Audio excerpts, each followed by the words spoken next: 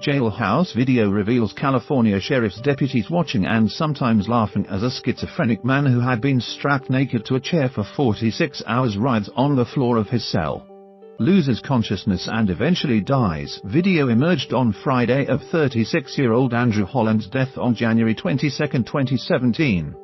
San Luis Obispo County Administrative Officer Wade Horton calls it extremely painful to watch. The clip was obtained by the Tribune of San Luis Obispo. What happened to Andrew Holland was a tragedy that impacts our entire community, Horton told the Tribune in an email. Although we can't bring Andrew back, our county has made and continues to make changes in response to this terrible event. Last year, the county awarded Holland's family $5 million for his death, which a medical examiner determined was caused by a pulmonary embolism.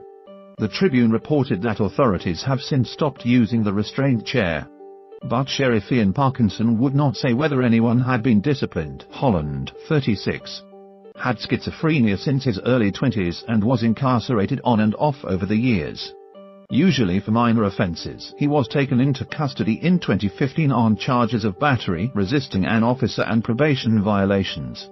He was strapped into the chair after repeatedly hitting himself. The video posted on the Tribune's website shows sheriff's deputies periodically entering his cell to rotate his arms and legs and offer him food and water. Strapped to the chair, he is unable to use a nearby toilet. County policy requires rotating a restrained inmate's extremities every 1.5 to 2.5 hours to prevent blood clots that can lead to a fatal embolism.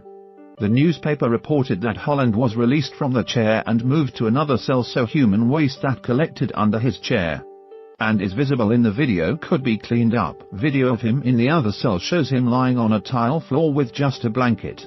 At one point, he stands up briefly, appears to be stricken by tremors and lies down again, covering himself with the blanket. Soon after, he appears to have trouble breathing, then loses consciousness. Several deputies and paramedics enter the cell and attempt to revive him, while one deputy stands smiling and talking to another. We had hoped that his life would improve, but on January 22nd of this year, our son Andrew died a brutal and tortured death at the hands of the custodial staff at San Luis Obispo County Jail. Holland's mother, Sharon, told reporters last July. The family, which has said it will use the settlement money to establish a non-profit to advocate for the rights of mentally ill people in the criminal justice system, declined to comment further this week.